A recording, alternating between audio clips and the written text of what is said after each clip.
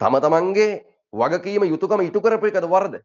දැන් අපි සිංහලයන් විදිහට අපි කවදාවත් කියලා නැහැ ද්‍රවිඩ දරුවන්ට, මුස්ලිම් දරුවන්ට, බර්ගර් දරුවන්ට, මැලේ දරුවන්ට තව විදේශ රටවල් වලින් දැන් ඉඩම් විකුණ නැතුණාට ඒ දවස්වල ඉඩම් අරගෙන පදිංචිලා ඉන්නවනේ. මේ කාටවත් අපි කියලා නැහැනේ මේ රට අපේ මේක බල අතහැරලා ඵලයන්.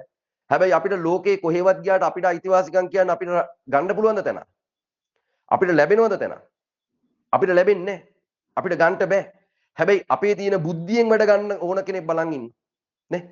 නාසා ආයතනය වේවා, ඇමරිකාව වේවා, ඕන තැනක අපේ මේ බුද්ධිමත් ජනතාවට නේ තැන තියෙනවා වෙන කිසි දෙයක් ඉඳ නෙමෙයි අපේ ශ්‍රමය, බුද්ධිය, බුද්ධිමය දේපල සූරගෙන කන්ට.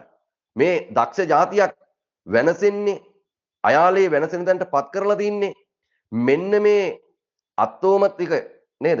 අඥාන ක්‍රියා නිසා. එහෙනම් මේ රට හදන්ට ජනාධිපතිවරයාට මම ඡන්දෙ දුන්නේ නැති වුණාට මේ රටේ යම් බහුතර කැමැත්තක් ලැබිච්ච නිසා එතුමාව විශ්වාස කරපු නිසා එතුමට කැමැත්ත දුන්නා.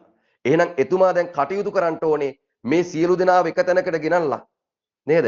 මේ රටේ කිසිම තැනක වරදක් නොවන විදිහට නේ කවුරු කරත් ජාතිවාදී නම් දැන් ජනාධිපතිතුමා කියන්නේ ජාතිවාදීන් ඉඩක් නැහැ කියලා. එහෙනම් සිංහලද, ද්‍රවිඩද, දෙමළද නේද? මුස්ලිම්ද, බර්ගර්ද, මැලේද මේ කවුරු හරි කිනම් හෝ කණ්ඩායමක අන්තවාදී ස්වභාවයෙන් කටයුතු කරනවා නම් ඒගොල්ලෝ සියලු දෙනාටම එක හා සමානාත්මකතාවයෙන් නීතිය ක්‍රියාත්මක කරවන්න, නීතිය ඉදිරියට ගෙනියන්න නේද?